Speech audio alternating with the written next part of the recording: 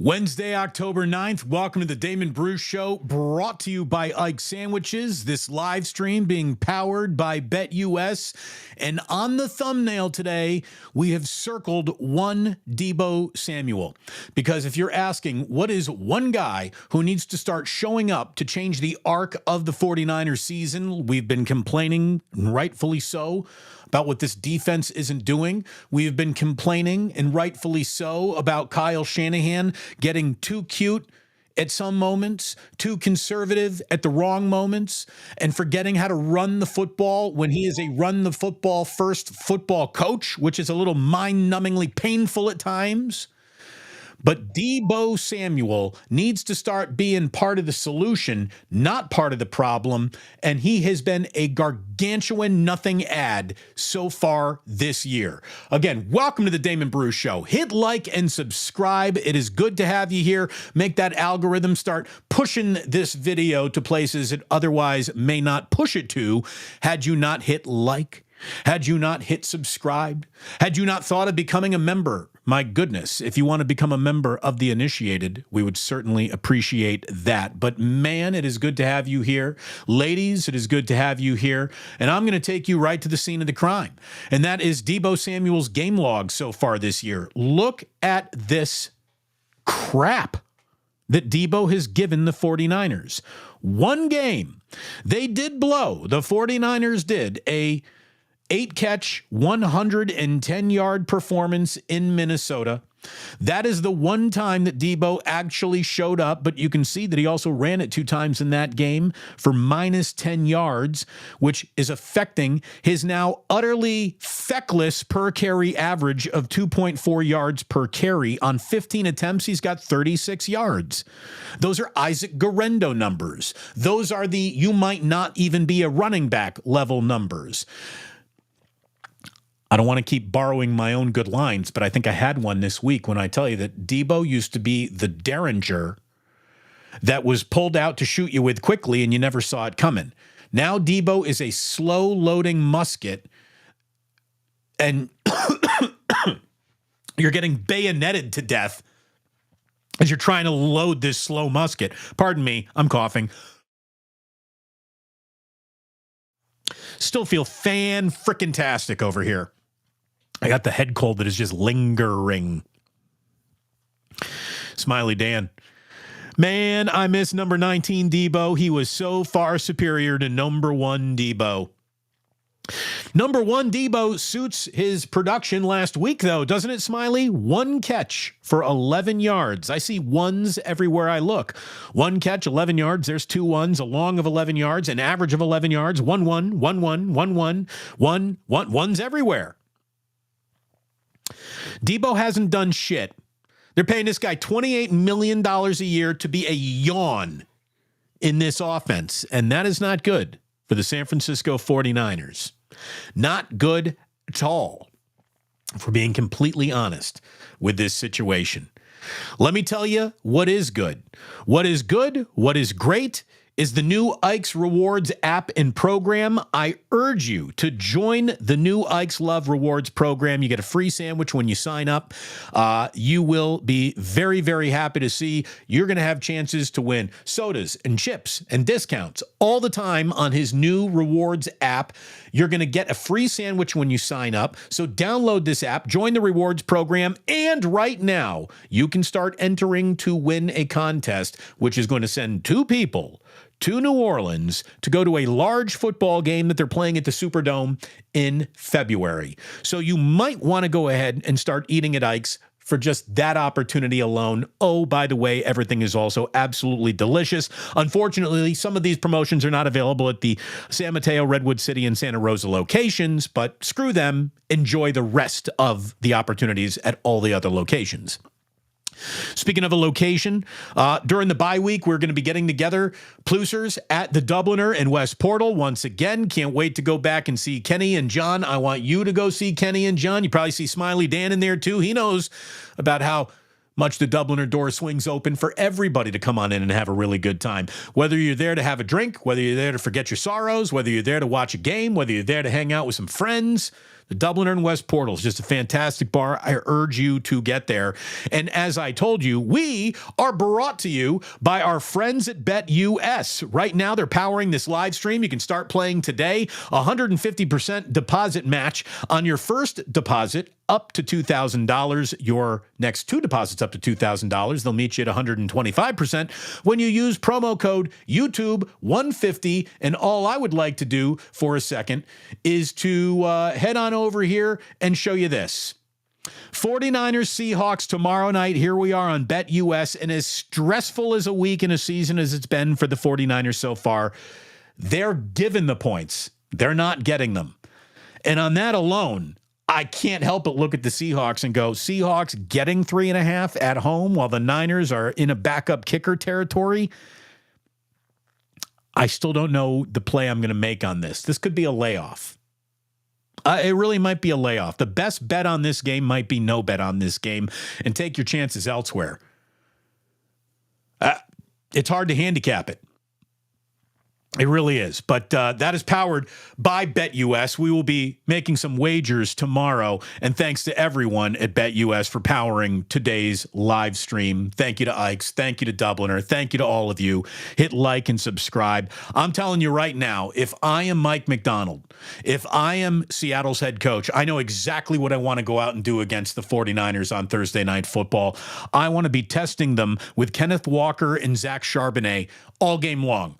I got two running backs. Both of them can fit the bill. I am just pounding the 49ers on the line of scrimmage until they prove that they can stop it. And while I'm doing that, I am hunting, big game hunting with DK Metcalf. I am putting the ball up to DK 40 yards in the air at least 4 times in this game. Once a quarter, I am looking for an over-the-top, down-the-field strike to DK Metcalf. Jackson Smith and Jigba is another guy that I'm sending on a fly pattern. I am looking to create some havoc with in that 49ers secondary, which has been predisposed to some havoc and some communication problems, which is why everyone's like, oh, go call Robert Saleh. You're going to see Noah Fant. Noah Fant is a problem as a tight end in games where he starts getting loose. He can really impact a game. And I'm going to tell you right now, I've never seen Tyler Lockett play the 49ers and have like, when Tyler Lockett plays well, that's a good way to lose to the Seattle Seahawks. And he usually plays well against the 49ers. So you got problems in a secondary that has problems that won't have Hufanga, because he is now back on the let's hope he gets better list. I am testing the breaking point between safeties Jair Brown and Malik Mustafa all game long if I am the Seattle Seahawks. I am pushing tempo. I am pushing the ball downfield. I am looking to lift the lid on a secondary that every single time it's had its lid lifted, we see touchdowns for the other team. So I think Seattle's game plan is clear and evident, and it should be obvious to Nick Sorensen and Brandon Staley what's coming for them, what there should be in store for. This is a game the 49ers have to win. As I was saying with Larry on Wake Up this morning, I don't think you can find many regular season games that had more gravity attached to them as this one does. As a matter of fact, maybe last year's game with its most gravitational pull was right after the bye week. They had a 3-game losing streak, and they went to Jacksonville when Jacksonville was still looking pretty good. And the Jaguars were coming off a bye week, and everybody says if the 49ers are doing anything this year, it needs to start looking like it now, coming out of a 3-game losing streak and a bye. Well, the 49ers could find themselves in the midst of a 3-game losing streak if they're not careful here. Because you lose to Seattle, that kid's is 2 in a row. And I'm just going to assume right now you're going to lose to the Kansas City Chiefs. Until the 49ers beat the Kansas City Chiefs, I'm going to give them no benefit of the doubt that they can do it. They haven't been able to beat the Chiefs when they're at their very best. And right now, they're not even close to their very best. The Chiefs are no longer quite as scary as the Kansas City Chiefs used to be, but they're just not scary enough to be undefeated still. So You go ahead, you lose that game. That is 3 in a row. And now here comes the Dallas Cowboys, and joke about the Dallas Cowboys and all the Jerry Jones jokes you want and the Dak Prescott shade that you want to throw on them. Fine. They just went into Pittsburgh and won. That's not an easy thing to do that bad teams accomplish. I know you don't like hearing that the Cowboys are not as bad as some might suggest they are. They're not as bad as some might suggest they are. So if you lose 4 in a row, that would be, what's the word I'm looking for? Not good. You don't want that. You really, really do not want that at all. The 49ers have signed kicker Matthew Wright, by the way. He has kicked for the Steelers, the Jaguars, the Chiefs, and the Panthers. He is the man who's been tapped to get you through the Jake Moody is injured problem. Now, as far as a kicker that you can sign off the street, his numbers are pretty damn good. He's 40 of 47 on field goal attempts so far in his career and 35 of 37 on extra points in his career. So he is about as good of a, we had to sign someone today to do this, as you're going to find. Hopefully, him missing a field goal is the biggest thing that we can attach to a 49er special teams catastrophe. Because a turnover in this game, special teams mistakes in this game, get you beat in this game on Thursday night up in Seattle. This is all hands on deck time. You know, it is really too early in the year to be sweating this level of bullets for a week 6 game, to turn it all around, to start feel good, look good, play good. Niners need all of that. The good news is they will be in the all whites. They're going to look nice and crispy. The Seattle Seahawks, by the way, are going to be wearing like the throwback royal blue silver helmet gear. And so it's going to be a good looking game. Complementary uniforms. But the 49ers need to start playing some complementary football, especially on the back end of that defense. And it needs to happen right now. And it certainly needs to happen with guys as dangerous as DK Metcalf, Jackson Smith, and Jigba, and Tyler Lockett back there. So you just got to be all hands on deck, ready to go this week. There are no excuses. And I'm not here to judge a beauty pageant. I'm really not. One of the reasons why I don't know if I want to bet on this game or not, in spite of what options I'm being offered by our good friends over at BetUS. You're missing a kicker in a game where you got to win by at least 3.5. And Seattle's got some familiarity with you. And I'm just not impressed by what I've seen. Communication issues this deep into a year are a problem, which is why everyone was like, oh, Robert Saleh available? Go talk to that guy. Man, oh man, oh man, oh man. What a time to be alive if you're a 49er fan, seriously. Let's go ahead and see what's going on in this chat right here, right now. First of all, Raphael, thank you very much. Good morning to you. By the way, did I change the font on this? It looks like the font, I got a permanent marker font. How are we feeling about that? Should we go back to the default font? Does that feel a little bit better? Is that easier to read, everybody? Let's do that. See, we tried to get cute. When you get cute, things don't always go according to plan, Kyle. Like and subscribe, everyone. Raphael 5629ers. You're the man. Thank you very much, as always. Leslie, you're the woman. Thanks as always for being in here. Joe, you're the man. Thanks as always. Smiley Dan, we know you're in here. San Bruno Mike, we know you're in here. Indiana Jim, good to see you. Konnichiwa, Joji, konnichiwa. And you are right about this, JJ Raider. 19 times better was number 19. Number 19, Deebo Samuel over number 1, Deebo Samuel. Oh, I did get Smiley Dan excited with a new screen font. That's an attention to detail that only a man who is familiar with safety procedures is able to usually pay attention to. We are going to be live at the 2-minute warning Thursday night, and I hope you plan on joining me. 2-minute warning time is when we're going to be going live. You can go into that studio right now, hit notify on this channel. Whenever we go live, it'll be coming directly to you. This is Sporticus saying should have let Deebo go rather than resign him. Anyone with eyes knew and saw this coming. Time and violent contacts takes toll over time. Yeah. I mean, for a minute there, Deebo Samuel, when used in his most Deebo-y season in 2019, showed you the promise that is no longer being delivered. You know, I think that he did do enough to figure out a way to to keep him around. But for $28 million, you don't got a $28 million. If you don't think, how about this? If you don't think Brandon Ayuk is a $30 million a year wide receiver, how can you think that Deebo, given his current production, is worth 28?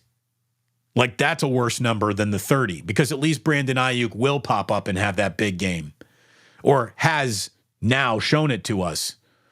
He needs to get into the end zone. Deebo needs to get into the end zone. For the 49ers to look like themselves, a violent Deebo Samuel is needed. Deebo is not violent anymore. Chef A saying thanks. Don't know why, but we love you, Chef. Thank you for being here. Unfortunately, yeah, that Chiefs game is going to be a tough one. Yeah. Uh-huh. No doubt.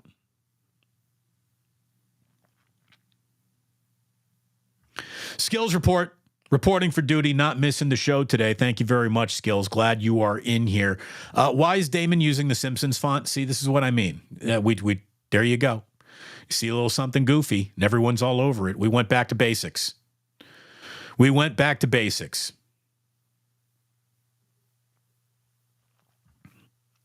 19 is greater than 1. Regular Ryan, you're right theoretically and mathematically and numerically all at the same time. Hey, Damon, you think $6,000 to $8,000 for some tickets is worth it now? No, I would never pay $8,000 to walk into any football game ever in my life. No, I could be a billionaire and I wouldn't pay $8,000 to go into a football game. Never. That is a ridiculous waste of money. Game's better on television.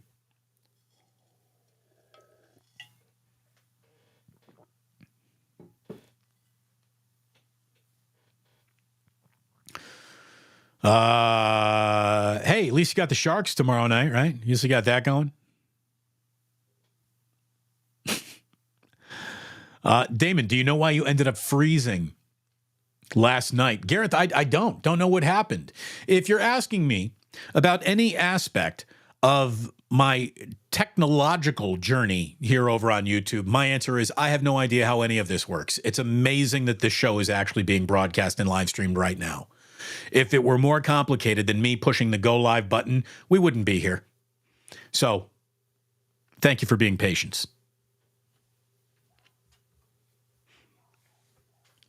Alexander liked that. I got to tell, it's not even a runny nose. It's like a moisture nose. I can feel the nose been wanting to run.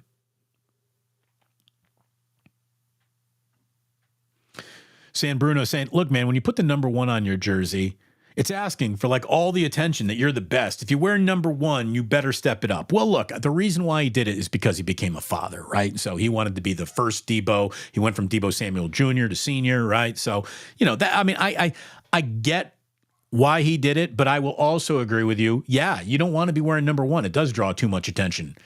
It's like double zeros on a basketball court or the number 23. To me, 23 was reserved for greatness of the great because of Michael Jordan.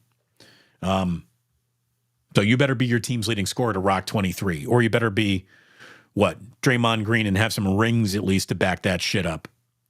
Warriors and Kings tonight.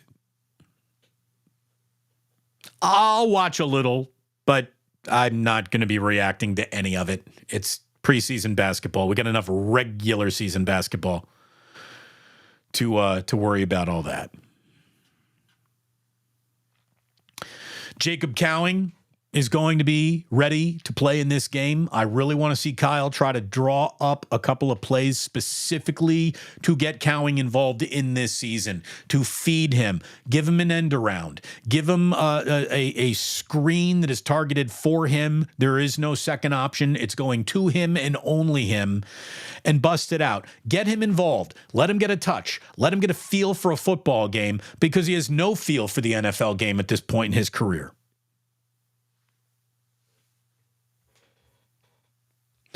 510 Steve says, Damon, maybe you got sick after reopening the club, probably got COVID from the crud from all of us. Maybe it was. Maybe it's all your fault. I caught it through the internet. Thank you, 510 Steve. Hey, playoff has been better than Queens preseason ball. No shot at the Kings here. I'm not anti-Kings at all. Those good folks up in Sacramento deserve something, and the next thing they're going to get is John Fisher, so they really deserve something. Playoff baseball's been pretty good, pretty dramatic. I think so. I think so. Joji asked the big question.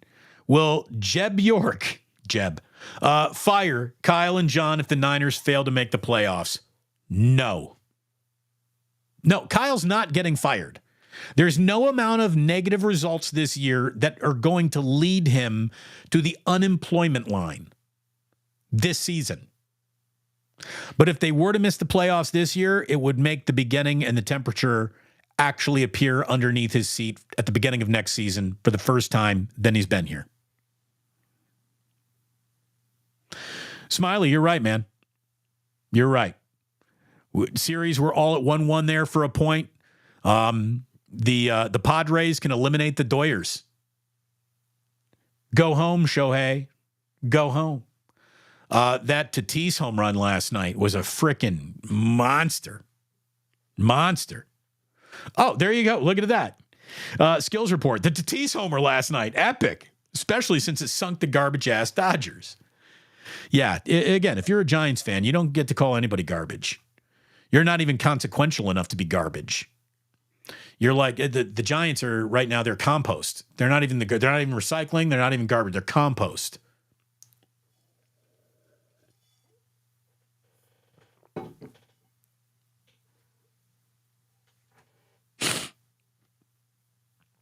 I'm telling you, it's a big game on Thursday night. It's as big of a regular season game as Kyle's had on his plate in a really, really long time, and they need it.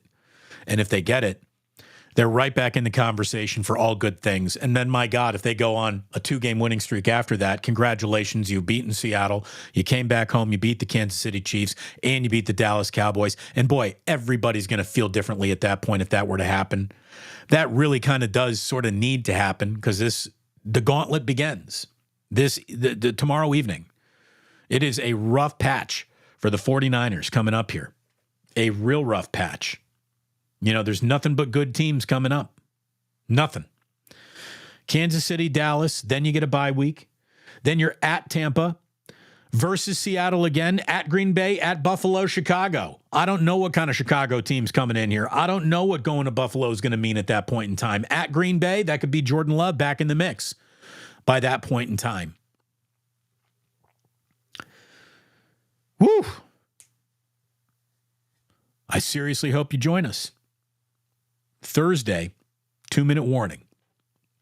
We'll be live at 11 tomorrow as well.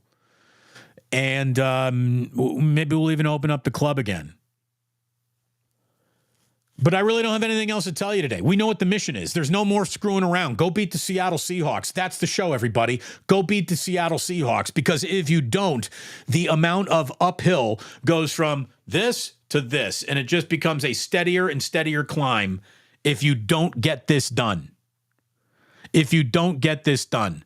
You want to talk about vibes? Jacob wants to talk about vibes. If we are 5-3 going into the break, the vibes are going to be good again around here. You are right. Get your vibes right. Go get your vibes right. The vibes right now, they ain't right. I can't wait to read the Michael Silver Chronicle column that says, vibes right again. The vibes be vibing down in Santa Clara, because that's not vibing in the right direction, not now.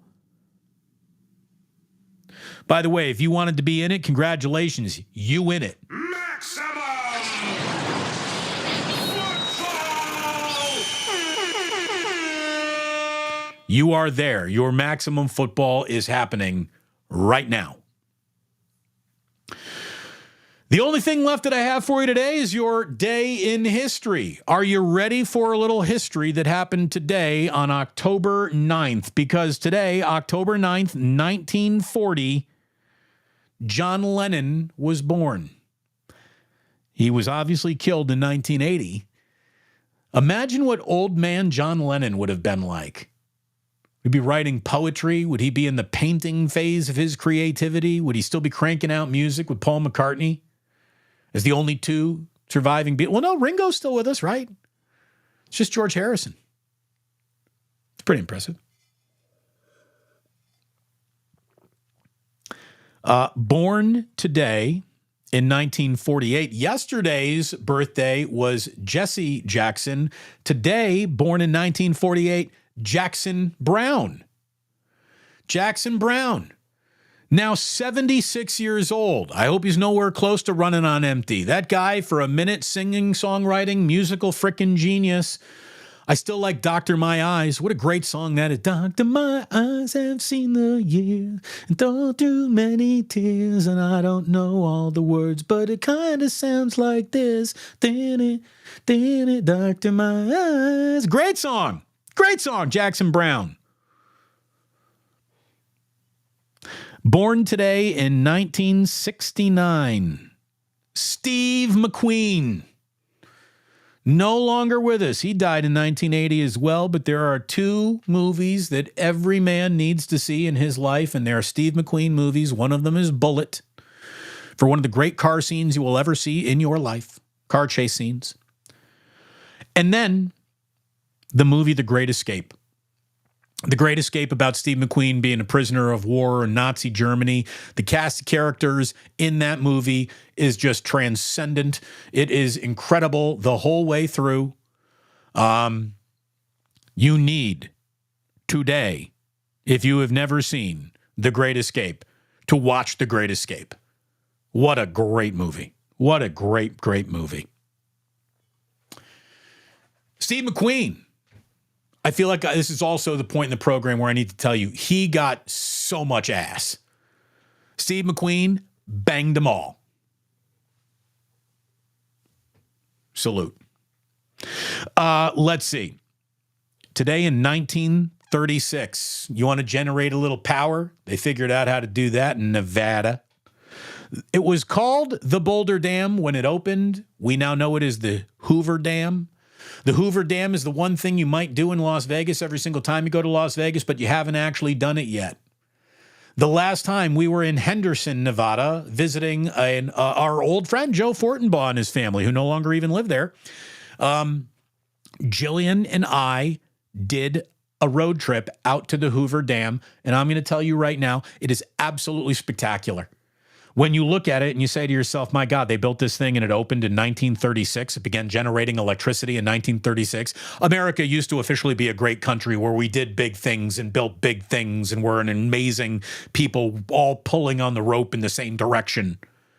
The Hoover Dam, considering none of that is modern, is unbelievable. And it's one of those, like, you have no idea how fast those cars are going at the Indianapolis 500 until you see it with your own two eyes. You have no idea how fast these thoroughbred horses are running until you see it with your own two eyes. And the other thing that you can never appreciate on speed or on a movie theater screen or on your television screen, you can't appreciate speed and you really can't appreciate size. You have no idea how gargantuan the Hoover Dam is until you actually see it with your own two eyes. And you're just like, holy mackerel, it's bigger than I thought it was going to be.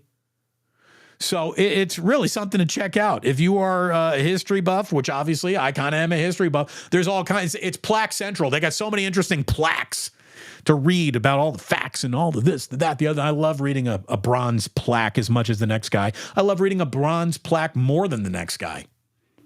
So the Hoover Dam, happy birthday. Started generating electricity for all of Los Angeles, Southern Nevada in 1936. By the way, you like big things built a long time ago? Today in 1888, we're going back in time for this one. Today in 1888, the Washington Monument was opened to the public.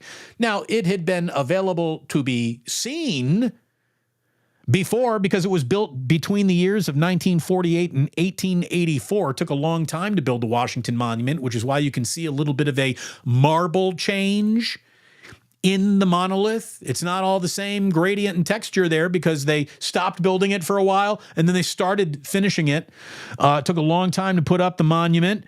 It does not honor Washington, the city. It honors George Washington, for those of you who did not know what the Washington Monument really was, which I'm guessing is not many of you. But today it was open and people could go up inside of it for the very first time. So there you go. You got that going for you. If you're a Washington Monument guy, happy birthday to you. And happy birthday, not really happy birthday, but today in 1635, let me tell you about a guy named Roger Williams. Roger Williams today in 1635 must have been the biggest asshole, maybe the original masshole to have ever lived in America. It can be argued that Roger Williams was the first masshole who was so insufferable that this colonialist was banned from the Massachusetts Bay Colony. Roger Williams was such a fucking asshole, they said, take your pilgrim hat and your blunder busket or whatever the musket was, whatever. Take all your buckles and your black shoes and your big white collars and get out of here, you dickhead. We are banishing you from the first colony here in the United States. Well, where do you go? There's only one colony. What did he do? What did Roger Williams do? Well, this son of a bitch went and found his own colony and decided, I'm going to call this place Rhode Island. The guy who discovered Rhode Island, because he was such a dick, they couldn't take him in Massachusetts for another day. Happy birthday, Rhode Island, today in 1635. And if you can find that bit of information on any other show that is about sports today, you should subscribe to that one too. In the meantime, thank you so much for subscribing to this one. Thank you so much to BetUS for powering today's stream. Again, right there, use promo code YouTube150 for 150% sign up deposit up to $2K with 25% available on your next two deposits up to $2K over on BetUS. Thank you to my man Ike for powering today's show like no one else could, because he makes our bellies full. And when your belly full, you are officially happier. And when you have a Guinness in your hand, I know I'm officially happier. Go get a Guinness put in your hand by the experts at doing that down at the Dublin or West Portal, and everything should be good in the hood. Thank you so much for watching today's show. I really appreciate it. Be good to each other and just get ready. Clear the decks for Thursday night. It is an in-season, eensy-weensy Super Bowl for the 49ers. They need Thursday night up in Seattle. They need it badly. Like and subscribe to the channel often. And thank you so much for watching. Please do remember that sports don't build character, they reveal it. And like that, he's gone.